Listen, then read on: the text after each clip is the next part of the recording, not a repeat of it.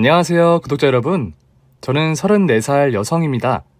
올 여름은 정말 비도 너무 많이 왔고 엄청 더웠는데요.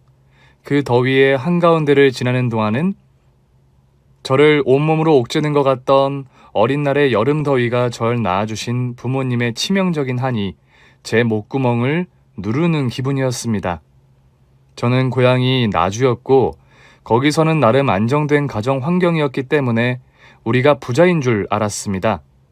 우리 집은 과수원도 있었고 돼지도 여러 마리고 소도 4마리나 있었고 텃밭에는 늘 먹을 푸성귀가 그득했기 때문에 우리가 서울로 올라오면 중산층도 한참 못 된다는 걸 알 리가 없었던 겁니다.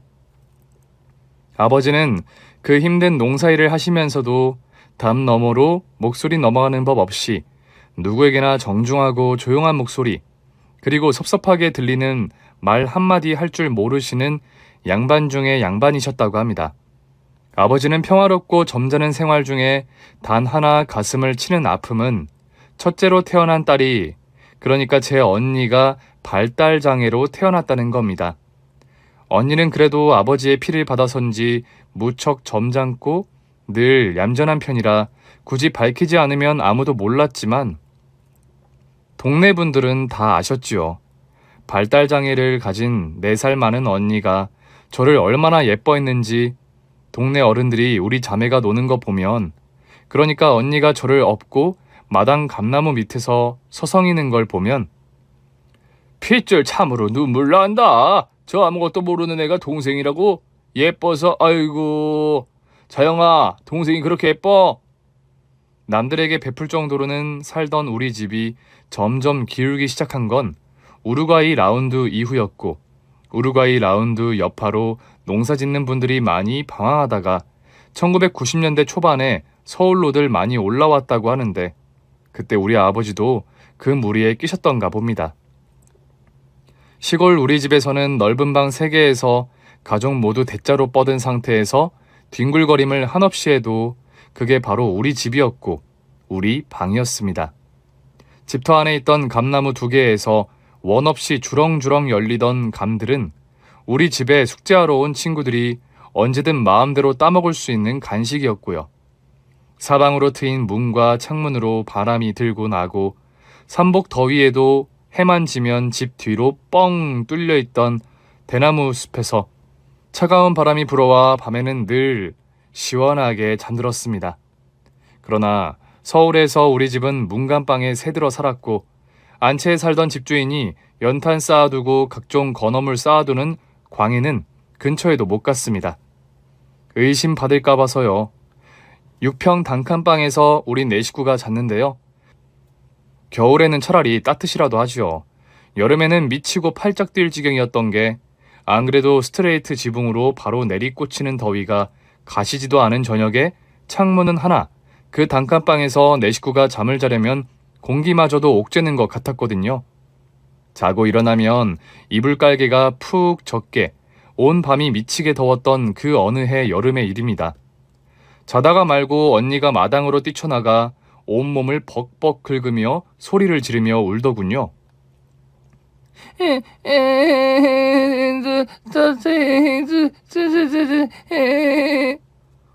아버지와 엄마는 언니를 끌고 들어와 방에서 우리 자매만 재우고 두 분은 동네 뒷산 정자에 올라가 주무셨습니다. 모기향을 들고요. 그 다음날 엄마는 언니를 데리고 무주 계곡에 있는 친정으로 내려가셨습니다. 자영이를 위해서 말복까지만이라도 지내고 오겠다며요. 그런데 그해 여름은 그것만으로만 그치지 않았습니다. 고향에서 살 때 우리 집에 거의 기대다시피 하며 살던 당숙께서 서울에 일자리를 알아본다며 올라와 닷새를 지내셨는데요. 서울 구경하고 싶다고 조르는 당숙의 남매까지 데리고 와서 4식구가 자던 방은 5명이 자게 되었습니다. 4명이 자도 미칠 것 같던 그 방에서 2명이 빠지고 3명이 늘어 5명이 자게 된 넷째 날 밤, 숨소리마저 숨막히게 끈적여서 미칠 것 같던 그 밤, 그 열대야의 밤의 말입니다. 정자로 누워 천장을 보시며 주무시는 줄 알았던 아버지의 모기같이 작은 목소리. 경석아, 제발 제발 내일 아침에는 눈 뜨거든 아침밥 먹고 제발 내려가라. 제발 내려가. 미칠 것 같다. 그 점잖은 아버지께서 울음이 반나마 섞인 소리로 사촌에게 애원하셨던 겁니다. 그 분위기 속에서 모두 찍소리도 못 내고 숨을 죽이고 있었고, 다음날 아침에 일어난 이부자리에 당숙과 당숙에 따른 자취도 없이 사라져 있었습니다. 아버지는 마구 화를 내셨고요. 사내 새끼가 속이 좀팽이도 아니고 좀 더웠기로 한마디 했기로서니 아침밥도 안 먹고 내려가? 어이구, 그 빈대 소가지로 무슨 세상을 살겠다고. 그게 바로 가난이고 돈이라는 걸 저는 그때 알았습니다. 혈육도 뭣도 없이 순간적으로 뱉고 욱할 수 있는 게 돈이고 가난이라는 걸 저는 그때 10살 나이에 처음 알았던 겁니다.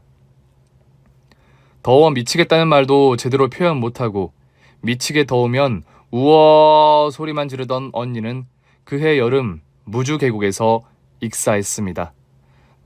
눈으로 들여다 보이는 건 가슴도 안 닿아 보이게 안전해 보이는 물이라고 해도 깊이를 알 수 없어 함부로 뛰어들었다가는 익사하기 쉬운 게 계곡이니까요. 언니가 익사하고 우리 집 전경이 어땠는지 쓰지 않겠습니다.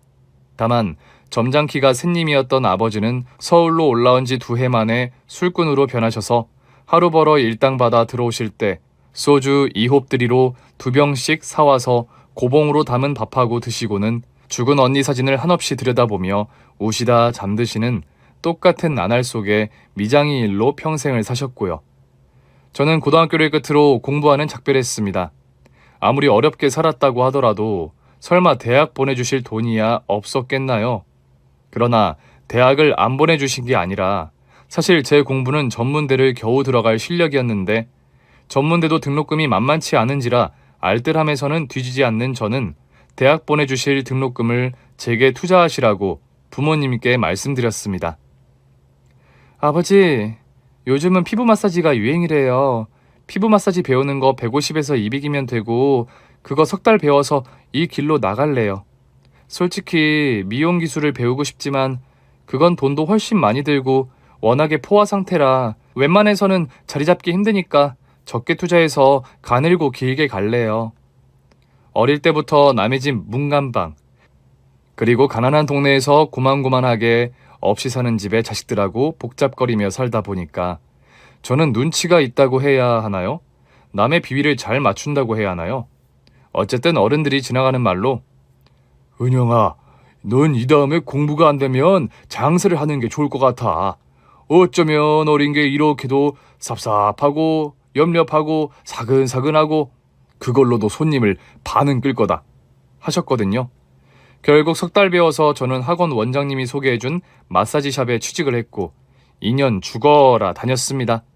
돈을 벌기보다는 마사지 테크닉을 완벽하게 제 것으로 만들기 위해서요. 2년간 월급의 70%는 통장에는 3천만 원이라는 돈이 모였고 저는 아주 낙후된 지역의 원룸 건물 1층에 있는 8평도 안 되는 점포를 임대했습니다.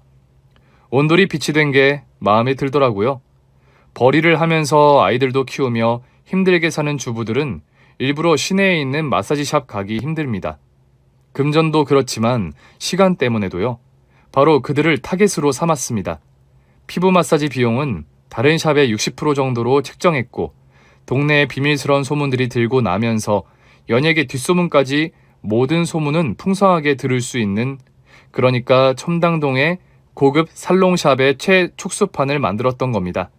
예상은 적중해 시작한 지 반년도 안 되어 제 작은 마사지 온돌은 사람 발걸음이 끊이지 않았고 저는 손님들 간식 안 떨어지게 대형마트에서 모카 마일드 봉다리 커피와 과자류를 박스째로 끊임없이 사다가 쟁여야 했습니다. 사랑방에 커피가 떨어지면 말이 안 되고 자고로 사람 모이는 곳에 먹을거리 있으면 지갑 열고 3만 원 쓸 거 5만 원 쓰게 되어 있으니까요. 희지 어머니, 이거 어제 새벽에 우리 엄마가 약수터에서 쑥 뜯어오셔서 그걸로 쑥털터리를 하셨는데 하도 맛있길래 가지고 나왔네요. 드시면서 조금만 기다리세요. 형준이 어머님 쇄골 마사지만 하면 끝나요. 죄송해요. 기다려주실 수 있죠? 자기가 이렇게 콤살맞게 장사를 하니까 내가 사무실 옆에 있는 샵에서 마사지를 받고 싶어도 못하고 자기한테 온다니까. 암튼 여우야, 이렇게 차곡차곡 돈을 모아 먼 미래를 내다보며 마음이 부풀어 있던 제 나이는 24살이었습니다. 제 인생의 단 하나의 왼수, 돈 버는 능력이라고는 약에 쓸래도 없는 주제에 성질만 개떡 같고 제가 벌어두면 가지고 나가 날리기 일수인 남편을 제가 32살에 만났다면 남편하고 결혼하지 않았을 겁니다. 여자 나이 24살은 아직은 겉멋에 들러서 남자다운 외모와 언행만 보고 그런 멋에 빠져들 수 있는 나이니 다른 거 일체 안 따지고 연애를 할 수가 있었던 것 같습니다. 제가 한 푼을 벌어들이면 두 푼을 가지고 나가 까먹는 게 남편. 연애 1년 반이 되었을 때 그가 가진 거라고는 정말 앞춤에 달린 방울 2개뿐이 없고 더불어서 미래를 내다볼 거 없는 사람임을 서서히 깨닫기 시작했을 때 저는 임신이 되어 있었습니다. 이런저런 상황에 쫓기고 또한 나이도 어렸기 때문에 책임지겠다 결혼하자는 그의 말이 멋있는 남성성으로 부각되었고 그렇게 떠밀리듯 결혼하게 된 겁니다. 그는 2살 터울인 동생과 그리고 어머니 이렇게 셋이 살았는데 시동생은 돌아가신 아버님을 닮아 머리가 비상해 Y대를 졸업 후 삼성 계열사 기획실에서 근무를 했고 남편은 어머님을 닮아 머리 회전도 부실했는데 게으름까지 닮아 일하기를 도통 싫어하는 남자였습니다. 저희 시외조부께서는 동대문에서 작은 전기공업사를 운영하셨는데 직원 중에 가장 똘똘한 시아버님을 대릴사위로 맞아들이셨다고 하더라고요. 시아버님은 가진 거 하나 없는 출신인데 시어머님이 돈 있는 집 딸이라 결혼하신 것 같았습니다.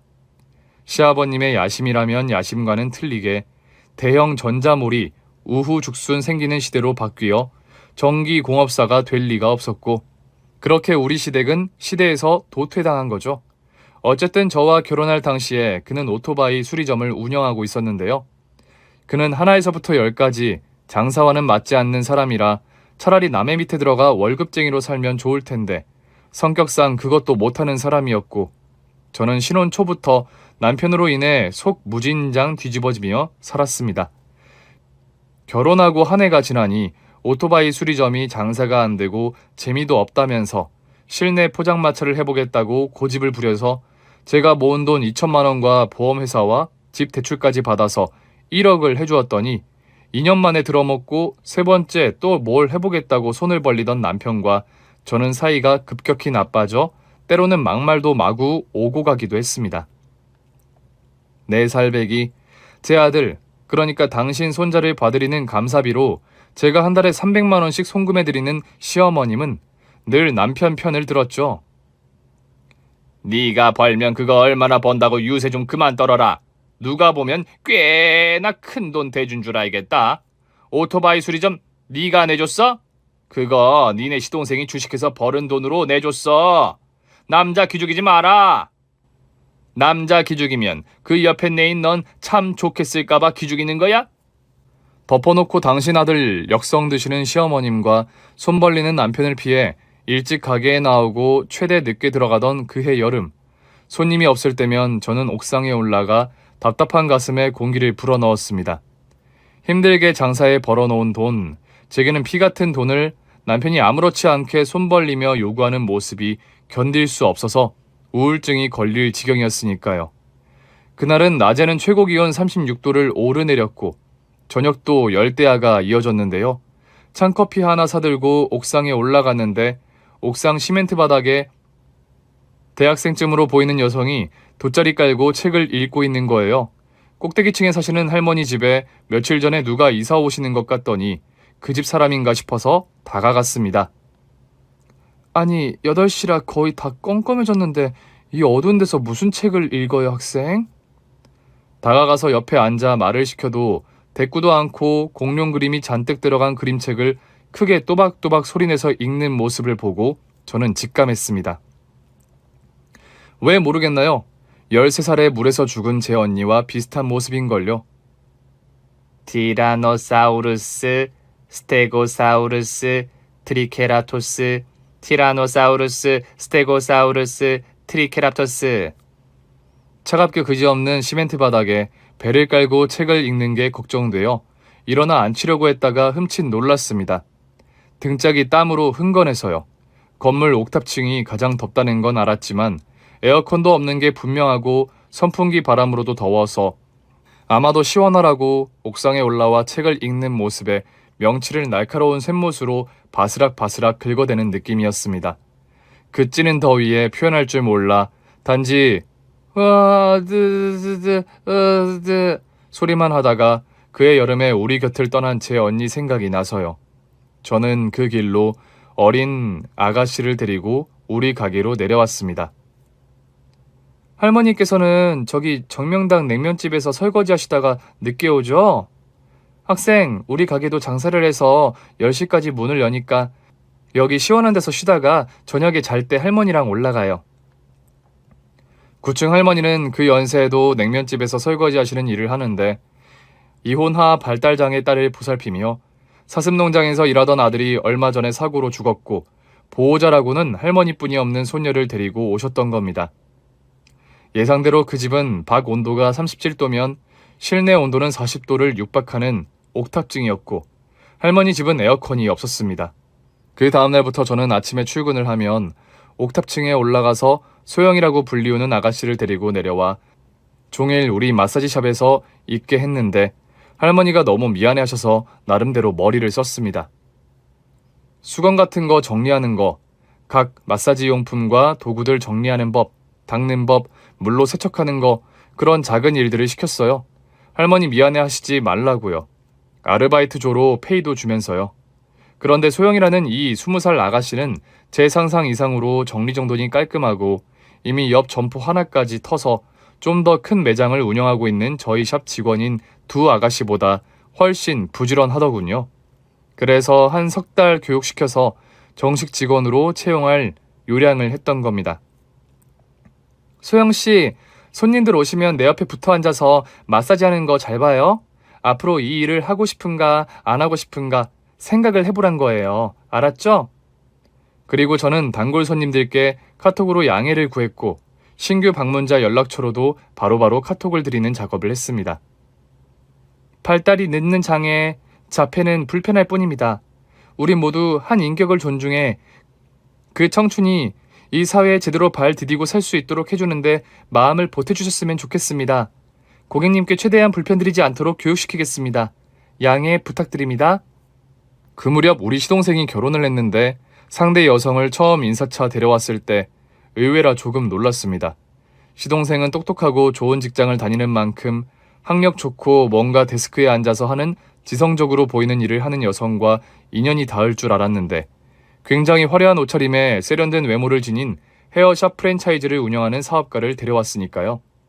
상대 여성은 시동생의 2살 연상으로 저와 동갑이었는데 아마 동갑이란 이유로 동서에게 처음부터 마음의 문을 여는 게 쉬웠던 것 같습니다.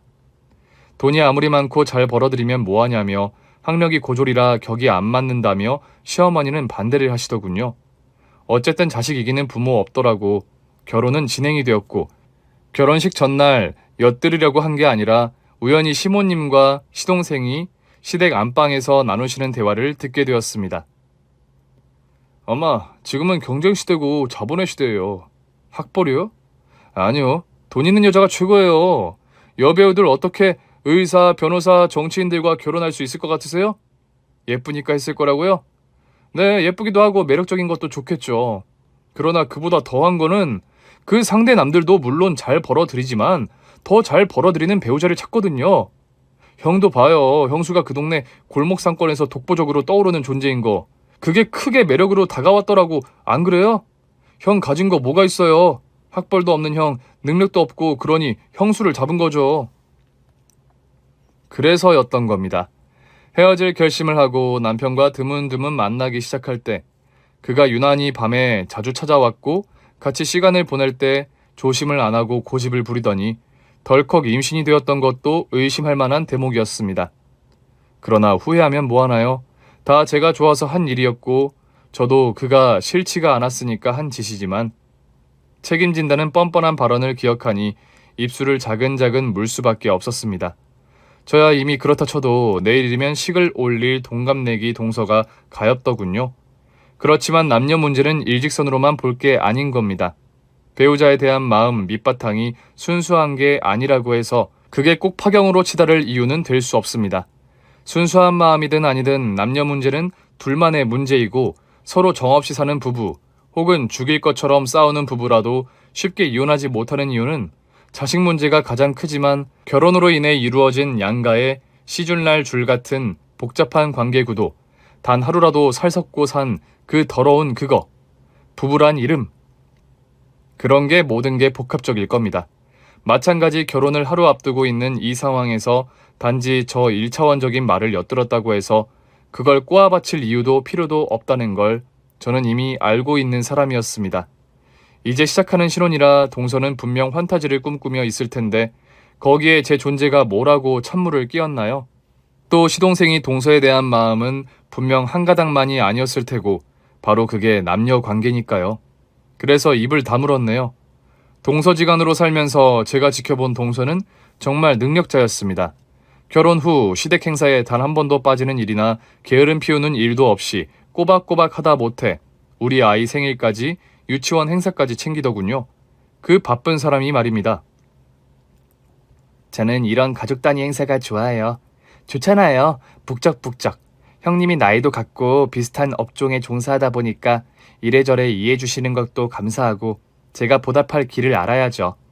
유치원 행사 한번 같이 간 거 가지고 무슨 인사까지 하고 그러세요. 저도 장사로 이력이 난 사람, 동서도 장사로 이력이 난 사람, 동서의 사람을 대하는 태도부터 저는 왠지 좋았던 것 같습니다. 사실 저는 맏며느리로 가족 행사 좋을 리 없는데 동서는 저와 그건 반대더군요. 시고모님들, 시작은 아버님들 모이는 날은 갈비부터 과일을 짝으로 들여오면서 동서 자신이 더 즐겼으니까요. 이상한 건 시댁에 돈 아까운 줄 모르고 잘 쓰는 사람이 명절 음식 같은 거 가정에서 한 음식 같은 거를 악착같이 챙겨가려고 하는 건 좀 웃겼습니다. 동서, 서방님 좋아하시지도 않고 동서는 하루 세끼 나가 먹는다면서 뭘 그렇게 챙겨가? 사 먹으면 되잖아. 형님은 참, 사 먹는 거랑 집에서 한 가정식 명절 음식 맛이 같아요. 하나 더, 그렇게 싹싹한 동서가 자기 집에 가보자는 말 안 하는 것도 이상했지만 누가 시자를 좋아할까 싶어서 이해하기로 했네요. 결국 맏동서인 저는 동서에게 시자일 테니까요. 우리나라 헤어샵 하면 박승철 헤어, 이철 헤어, 준호 헤어 이런 프랜차이즈들이 유명합니다. 동서는 전국에 52곳의 지점을 가지고 있는 이제 막 이름을 알리고 있는 프랜차이즈 헤어샵인데요.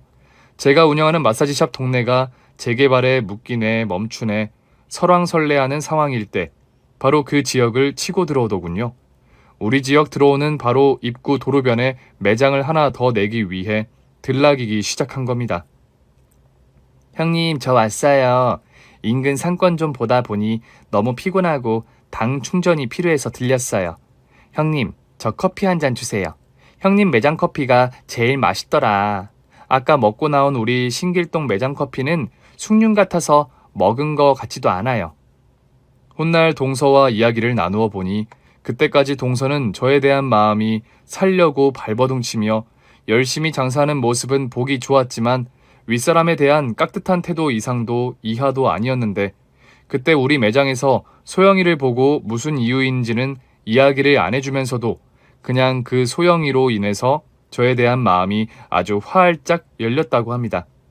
얼마 후 시댁 제사가 있어 둘이 같이 음식을 하는데 동서가 평소에 명랑씩씩하던 모습과 틀리게 유난히 조용하더니 나지막한 소리로 제게 묻더군요. 형님, 매장에 소영씨요. 장애를 가진 아가씨 같던데 맞죠? 왜 그 아가씨를 직원으로 쓰세요? 손님들이 안 좋아하실 텐데. 저는 동서에게 그간의 경위에 대해 짧게 설명을 해주었습니다. 제 친언니 이야기는 할 필요 없어 빼고요. 그 말을 듣고 난 동서가 갑자기 원래대로 씩씩한 표정으로 되더니 형님, 제가 형님께 배우는 게 너무 많네요. 제가 처음 인사 왔을 때도 식사 후에 저녁 장사 나가야 하신다며 설거지를 속도내서 하실 때부터 왠지 형님께 그냥 의지가 되더라고요. 나야 뭐 죽기 살기로 하는 거지. 골목에서 하는 마사지는 신규 손님이 늘 넘쳐나는 대형 미장원하고 틀려. 한 명 단골이 소중해. 이런 불경기에 저녁이라도 방문해 주신다면 서비스 해드려야지. 직원들한테 야근을 할 수도 없고. 왜 그렇게 죽기 살기로 하세요? 아이도 하나뿐이시면서. 하루도 안 쉬신다면서요? 친정에도 돈을 얼마간 보태드려야 하고 어릴 때부터 힘들게 살아서 우리 같은 사람들은 무조건 열심히 사는 수밖에 없어. 하루 쉬면 뭐해? 젊을 때 한 푼이라도 더 벌어야지. 그리고 일요일이 제일 손님이 많아. 아줌마들이라서. 말은 그렇게 했지만 요즘은 피부 마사지 샵이 몇 집 건너 하나씩이고 하얀 길이라 일요일 장사를 해서 한 푼이라도 더 벌 수밖에 없었습니다. 한동안 드나들면서 손님이 자기가 시집 올 그때만 못한 걸 눈치챈 동서가 제게 제안을 하더군요. 형님, 고등학교 졸업하고 헤어 기술도 배울까 고민했다고 하셨죠? 제가 강남의 미용학원에 강의 나갔던 경험이 있거든요. 제가 한 6개월 이 동네 매장으로 출근할 건데 저희 매장에 나와서 일 안 배우실래요? 마사지 샵은 여기 실장님께 맡기고 우리 미용실 실장으로 오시라는 말이에요. 실장은 현장 경험이 많은 사람을 우선으로 두는데 형님이 아무래도 적합자일 것 같아서 말이죠. 우선 손님 관리하는 업무부터 하시면서 제가 틈틈이 기술 알려드릴 테니까 자격증을 따세요. 이제는 피부로는 큰돈 못 벌어요. 아시잖아요. 권여는 것도 아니고 확신에 차서 말하는데 동서가 맞았습니다. 피부 마사지 샵으로는 단골 고객으로 늘 똑같은 벌이, 그냥 다른 여성들 월급보다는 아주 조금 나올 뿐 앞날이 답답했거든요. 늘 이 일 저 일 다른 거 할 거 없을까 고민하던 중이었는데 저는 동서의 제안이 마른 사막의 물줄기 같았습니다. 이상한 건 동서가 뜻밖에도 소영씨를 데리고 출근을 하라는 조건을 붙이더군요. 소영씨에게도 피부보다는 미용이 더 나을 거라면서요. 저는 제 샵을 우리 샵 실장에게 맡기며 수익을 나누는 구조로 바꾸었고 1개월 후 모두 셀팅된 동서의 미장원으로 출근을 시작했습니다. 제 상상으로 짐작하던 거와 동서는 훨씬 더 사업 감각이 있는 사람이더군요. 제가 출근한 첫날 동서는 비슷한 계통에서 단연간의 경험으로 미루어 짐작하실 테지만 인센티브율을 조정해서 고용인들과 상생하는 게 좋아요, 형님. 미아리 11평 매장에서 지금 전국에 52개의 매장을 가지게 된 원동력에는 상생이 중심이었어요. 회사가 고용인들보다 유리하게 인센티브를 가져가면 당장에는 좋지만 손님을 많이 못 끌어요. 로 시작하더니 작은 것부터 시작해서 큰 부분까지 기술은 물론이고 제게 철저하게 교육을 시켰습니다. 저는 샵에서 동서한테 개인 지도를 받아서 단시간 내에 자격증을 땄고 제 보조 직원으로 소영이를 두고 미용을 시작했습니다. 우선 제가 안정이 되고 난 후 소영이를 밀어줄 생각이었으니까요. 그렇게 동서와 둘이 합이 맞아 다니는 걸 본 시어머니는 약간은 비비 꼬시면서 작은 애가 자매로 자라 그런가 손이 동서를 언니같이 여기며 널 잘 따르더구나. 동서간에 못 잡아먹어서 그러는 것보다 보기는 좋다만 뭐 큰 며느리 작은 며느리 같은 고졸이라 더 친한가? 시어머님이야 원래부터 동서를 대하시는 게 당신 잘난 아드님에 비해 돈만 잘 버는 장사꾼이라고 무시하는 태도가 배어 있었지만 근래 들어 동서에 대해 늘 저런 식으로 대놓고 비꼬시더군요. 이러나 저러나 전 동서가 언니가 있다는 건 금시초문이었습니다. 어머님, 동서가 언니가 있어요? 결혼식에서 못 봤는데. 이상하다. 언니 이야기도 한 번도 안 하던데. 있다더라. 결혼 안 한 형이나 언니는 결혼하는 동생 혼사에 참석 안 하는 게 예의야. 그리고 뭐 묻지도 않는데 자기 친정 언니 이야기하는 사람이 어딨다고. 그것도 시자 돌림한테. 너도 걔한테는 시자 아니냐? 그것도 손이 동서. 그때서야 저는 이상하다는 생각을 했습니다. 시동생 결혼부터 지금까지 사돈댁 이야기는 한 번도 안 나왔고 명절이라고 친정에 갔다는 이야기도 생전 없었으니까요. 결혼식 날 뵌 사돈 두 양주 모두 평온한 표정에 말씀도 너무하다 싶게 없으셔서 굉장히 점잖으시구나 생각했는데 그런 분들과 사위가 특별한 불화가 있을 리도 없고요. 다만 최근 들어서 서방님이 동서에 대한 태도가 날이 갈수록 위압적으로 변해간다는 건 느낌으로 알고는 있었습니다.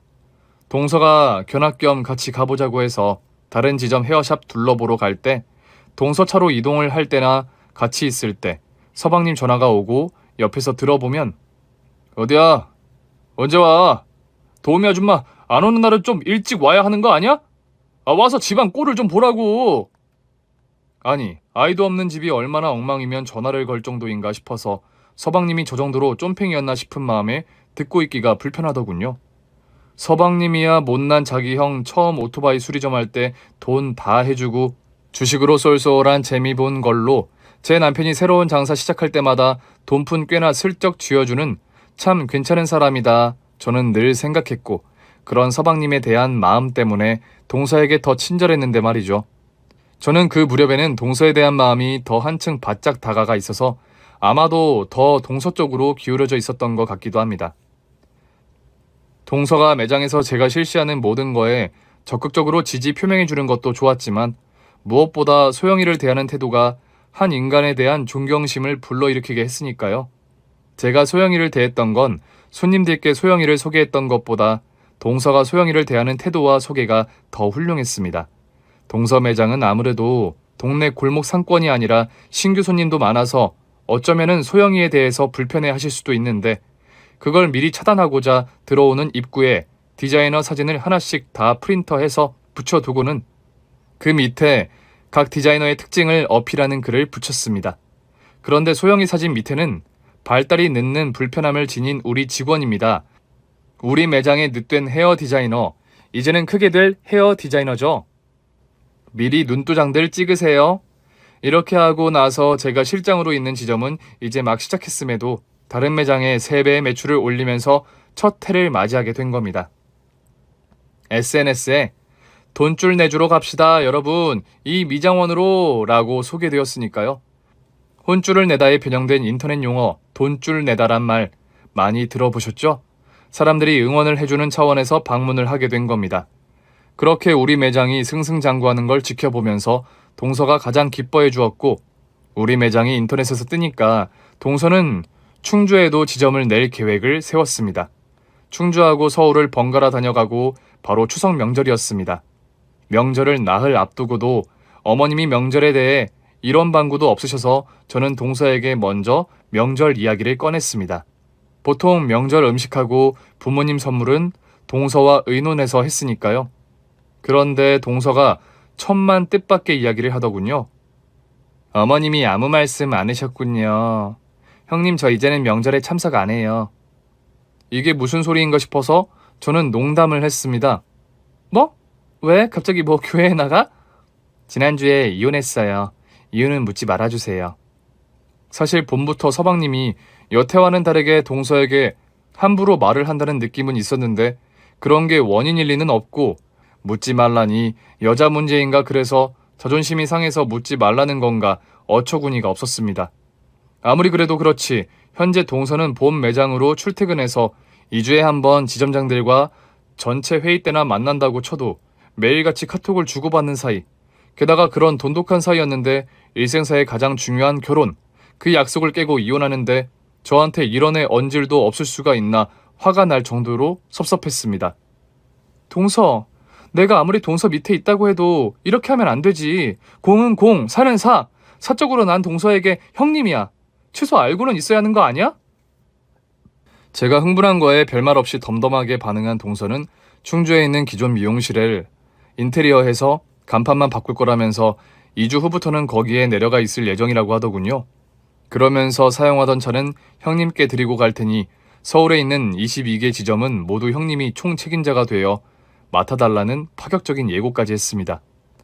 이혼의 아픔으로 서울을 피해 있겠다는 그 심정은 미루어 짐작하겠으나 제게 왜 이런 호의를 베풀어주나 의아했습니다. 사실 총 책임자가 된다는 것은 대기업으로 보면 후계자 구도로 생각되어지는 거거든요.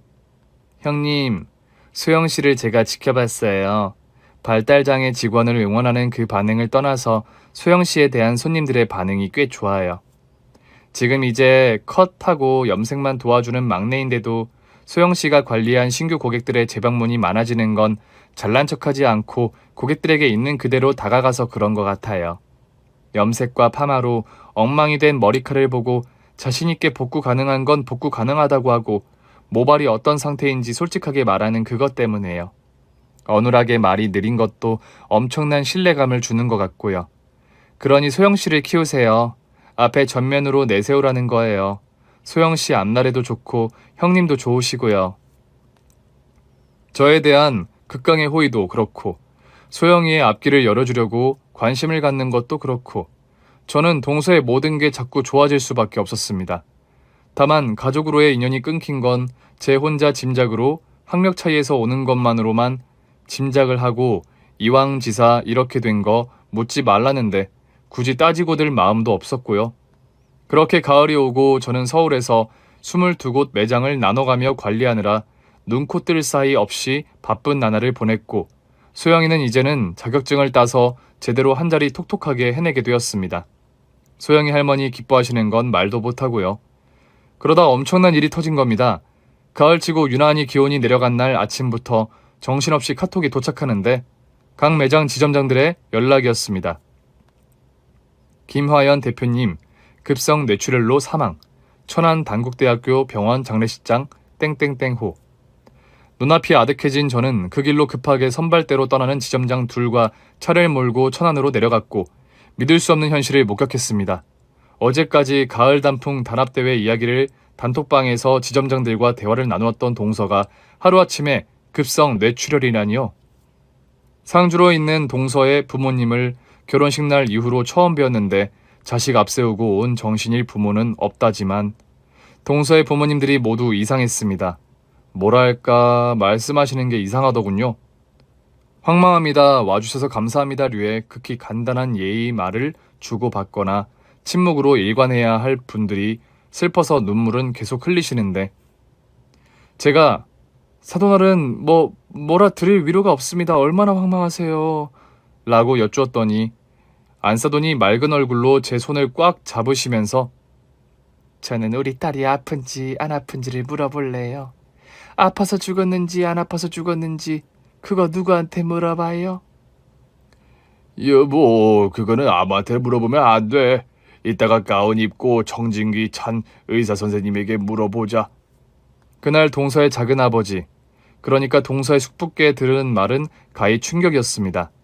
동서의 부모님 모두 경계성 지능이더라고요. 경계성 지능이란 직접장애는 아닌데 평균치 IQ를 가지고 생활하는 보통인에 비해서 쉽게 말해 IQ가 70 수준에서 머무르는 겁니다. 그래서 동서가 친정 이야기를 잘 안 했던 거였습니다. 너무나 가슴이 아프니까요. 더 충격적인 건 동서의 언니도 경계성 지능이라더군요. 다행히 동서는 경계성 지능이 아니고 다만 공부머리가 안 좋은 수준으로 끝나 고교 졸업을 마지막으로 미용 기술을 배워 미정원을 차렸는데 다행히 장사 수완이 뛰어나서 오늘 이 자리까지 오게 된 거라고요. 뭔가 잔뜩 제게 할 말이 많아 보이며 계속 말씀을 하시는 동서의 숙부 말씀을 들으며 가슴이 찢어지는 것 같아 미친 듯 울고 있는데 동서의 전화번호가 찍힌 채로 전화가 오는 겁니다. 물론 죽은 자의 전화로 얼마든지 딴 사람이 전화는 걸 수 있지요. 그러나 전화를 받은 제가 그 자리에서 기절을 할 뻔했던 게 전화를 건 건 죽은 동서의 목소리였습니다. 오죽하면 속으로 내가 오늘 연타로 놀라서 죽으라는 날인가? 싶을 정도였으니까요. 이건 뭔가 느낌상 주위 사람이 아무도 알면 안 되는 일인 것 같아서 저는 거의 네 발로 기다시피 해서 휴식방으로 들어갔습니다. 거기서 전화를 받으려고요. 동서 지금 어디야? 안녕하세요. 아무 말도 마시고 지금 제가 문자 보낸 주소로 와주세요. 안녕하세요? 뭐지?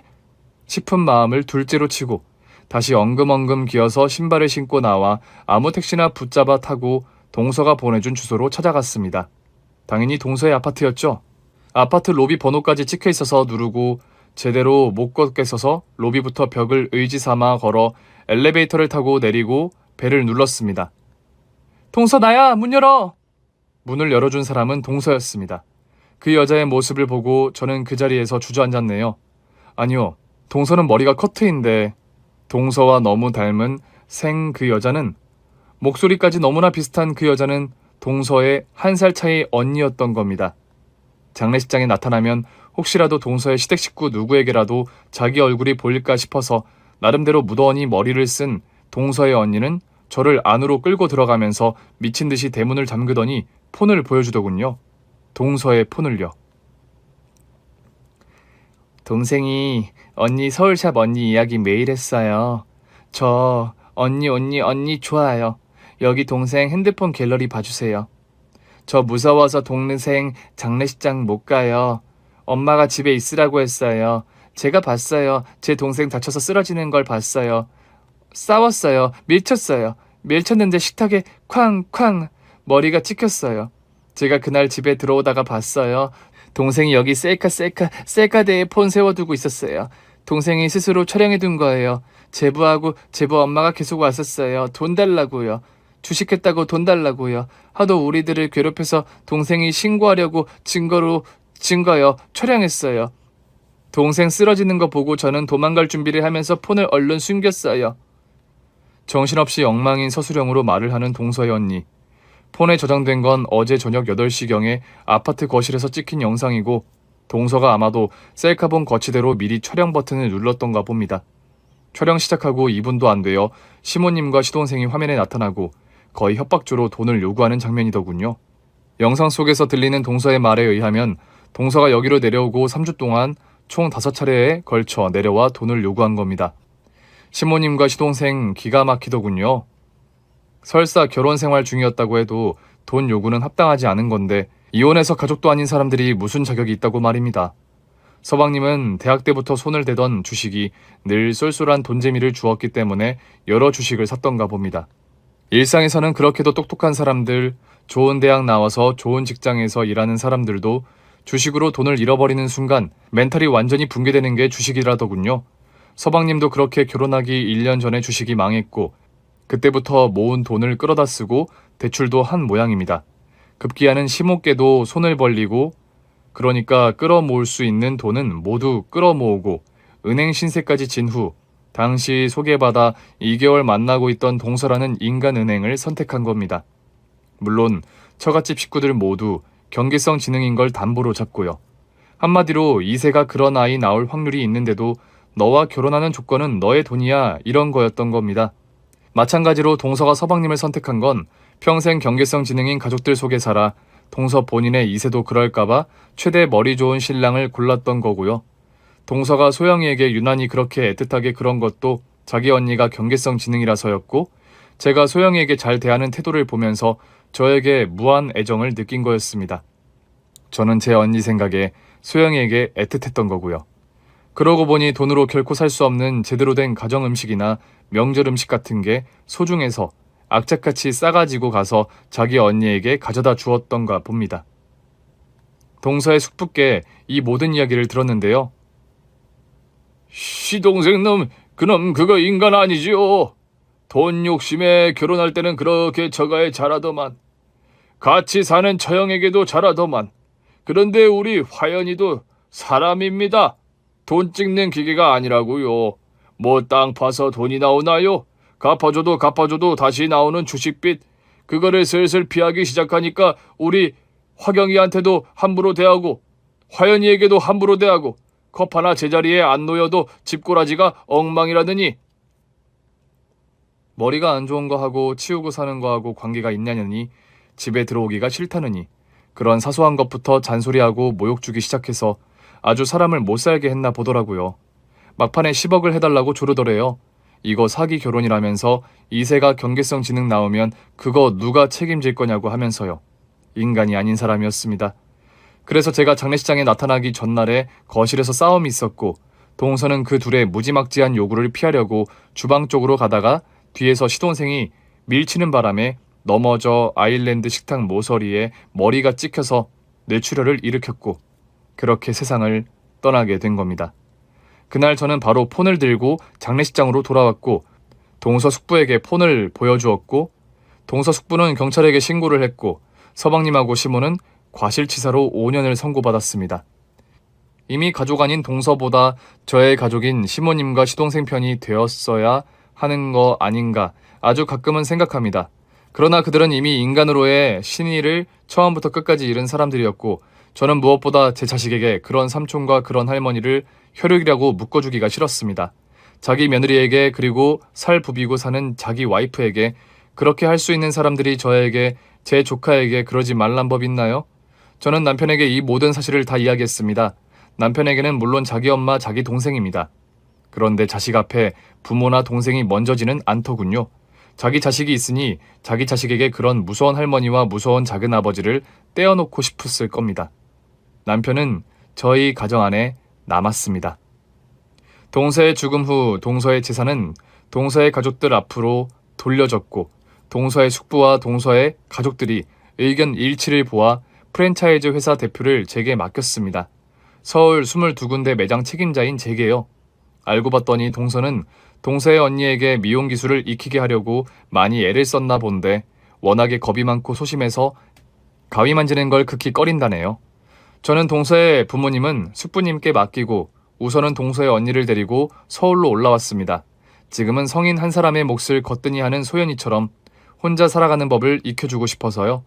동서의 언니를 데리고 올라와 제가 지분을 가지고 있는 피부 마사지 샵에 데리고 갔습니다. 역시 자매라 그런가 기질은 비슷해 뷰티적인 분야인 마사지는 아주 흥미로워 하더군요. 저는 동서의 언니에게 피부 마사지하고 네일 아트를 동시에 배우게 하고 있습니다. 제가 꿈꾸는 뷰티, 머리, 바디, 손톱, 다리, 피부 모든 걸 아우르는 대형 프랜차이즈를 소영이와 김화경씨와 함께 완성하기 위해서요. 전국 52군데, 아니 제 피부샵까지 53군데서 나오는 순수익의 80%는 경계성 지능과 발달 장애를 가진 이들을 위한 재단에 기부를 하고 있습니다. 동서의 이름으로 했습니다. 제가 살아있는 한 이 일을 계속할 겁니다. 바로 그것이 제 죽은 언니 소영이, 김화경씨, 동서 김화연 그리고 이 세상의 모든 늦되게 사는 사람들에게 드리는 축복이고 현사일 테니까요. 제 긴 사연 들어주셔서 감사합니다. 오늘 준비한 사연은 여기까지입니다. 재미있게 들으셨다면 구독과 좋아요, 알림 설정까지 눌러주세요. 그럼 저는 다음 사연으로 찾아뵐게요. 오늘도 건강하고 행복하세요.